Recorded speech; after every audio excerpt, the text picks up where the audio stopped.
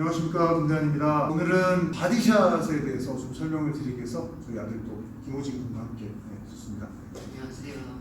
복싱의 바디샷은 다른 영상에서도 많이 있을 건데요, 정석으로 쓰는 바디샷을 제가 배운 대로 좀 말씀을 드리고 MMA에서 쓰는 바디샷에 대한 생각을 좀 말씀드리도록 하겠습니다. 저한테 바디샷을 가르쳐 주신 분이 명문 신도체육관의 권수천 관장님이신데요, 예전에 세계 챔피언을 하신 베테랑 중에 베테랑이십니다. 관장님께서 가르쳐 주신 이론 그대로 말씀드리겠습니다. 치실 때 훅을 치신다고 하면 엄지손가락이 하늘을 보는 형태의 훅이라고 하면은 이렇게 훅을 치게 되겠죠. 근데 그거를 바디라인으로 내려서 약간 숙여서 친다고 하면은 그대로 이렇게 되겠죠. 근데 여기서 훅을 시작할 때 몸은 회전하는데 엄지손가락이 하늘을 보고 있던 거를 손바닥이 하늘을 보게 틀어주기만 하면 됩니다. 훅은 그대로 치는데 손바닥만 하늘을 보게 틀어주면 이렇게 올라갑니다. 결국은 이렇게 해서 지나가요. 이 각도가 나와요. 이 펀치가 바디샷에 가장 효과적이라고 제가 배웠었고요. 실제로 이런 식으로 몸을 틀어서 치니까 훅과 어퍼컷의 중간 형태의 펀치가 나오거든요.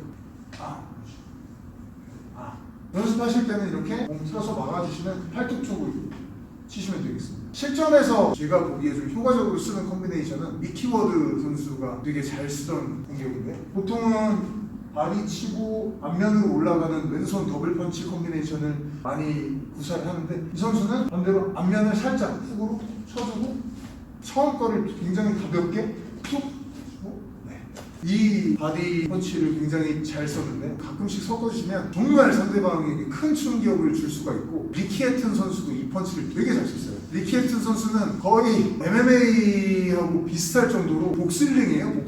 복싱하면서 일단 가서 붙어서 막 몸싸움하고 막 이러다가 손싸움하다가 상대방이 손싸움하면 같이 받잖아요. 이럴 때 틈만 생기면 툭툭 엄청 많이 쳤습니다. 진짜 잘했거든요. 이 컨비네이션을 써보시면 될 것 같고요. 이제 종합격투기 MMA 상황에서 바디샷에 대한 제 생각을 말씀을 드리면, 저는 솔직히 아마추어 시합을 나가려는 회원님들이나 운동을 제대로 그냥 MMA 쪽으로 시합으로 생각을 하시는 아마추어 선수들, 이런 분들에게는 바디샷을 굳이 노리지 말라라고 저는 얘기를 합니다. 왜 그러냐면, 첫 번째로 바디샷이라는 기술은 결과적으로는 상대가 움직이는 거를 들어가서 바디로 때리는 건 되게 힘들어요. 종합격투기는 복싱보다 훨씬 타격거리가 멀고 먼 거리를 어떻게 좁혀서 들어가고 하는 것도 문제인데, 서로 머릿속에 생각이 너무 많고 선택을 할 수 있는 경우의 수가 너무 많습니다. 그러다 보니까 원거리에서 주먹으로 몸통을 때려야지라고 들어가서 치는 것 자체가 실제로 해보시면 거의 불가능한 경우가 많습니다. 지도자 생활을 해보니까 특히 복싱을, 정통 복싱을 하시다가 오신 분들 같은 경우 거리가 멀잖아요. 펀치를 치는데 닿지가 않아요. 그러면은 한 10명 있으면 거의 9명 똑같아요.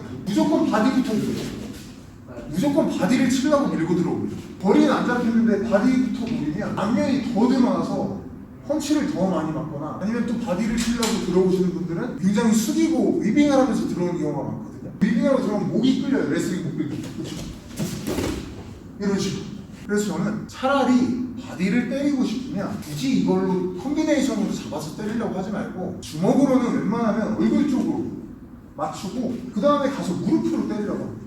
거기서 잘 되면 레슬링도 잘 되고 주짓수도 잘 되고 앞면을 진짜 맞추는 거에 도가 어느 정도 트고 자기 게임이 생기고 시합도 많이 뛰고, 그러면은 그 다음에는 바디샷을 첨가하면 너무 좋다고 생각합니다. 조지 알도가 제레미 스티븐스를 다운시킨 바디샷은 너무 예술적이고 멋진 바디샷이지만, 그거를 MMA에 그 타이밍 한 방에 딱 쓸 수 있는 건 조지 알도이기 때문에 쓸 수 있는 거죠. 마지막으로 좀 정리를 하자면, 바디샷을 진짜 거의 대놓고 주무기로 썼던 선수가 과거에 바실리 지루프라는 선수가 있었어요. 지루프 선수의 경기를 보면 공통점이 항상 있습니다. 첫 번째, 경기가 초반에 끝나지 않습니다. 거의 후반에 가서 끝나고요. 두 번째, 이긴 경기라 할지라도 지루프 선수의 얼굴은 피투성이가 되고 망가지는 경우가 되게 많습니다. 결국 이건 뭘 얘기하냐면, 윈 레벨로 올라갔을 경우에는 특히 바디샷으로 초반에 경기를 끝낸다는 건 굉장히 어려워진다는 걸 우리가 알 수 있고요. 두 번째는 바디샷을 너무 잘 쳐서, 그리고 체력도 좋고 해서 경기가 끝내도 본질적으로 바디를 때리려고 하면 앞면이 비기 때문에 그 앞면에 펀치가 들어오는 거는 어느 정도 감수해야 한다는 것을 우리가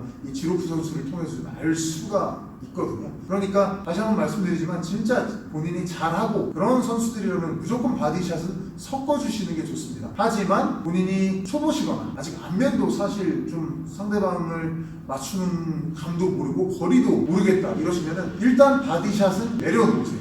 바디를 노리려고 하지 마시고 푸드업 하시고 잽 하시고 잽하고 푸드업 조화시키시고 안면 치시고 레슬링 하시고 킥 하시고 주짓수 하시고 그리고 나서 나중에 완성된 다음에 바디샷을 첨가하셔도 절대 늦지 않습니다. 그리고 마지막 진짜 마지막으로 저는 바디샷을 노리는 거는 차라리 어떨 때 노리냐면 레슬링 싸움 그랬고 하다가 제가 밀고 제가 손싸움 이겼을 때 이럴 때 씁니다.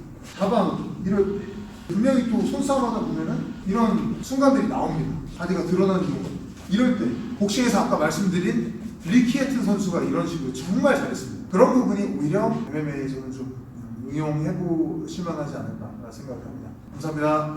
감사합니다.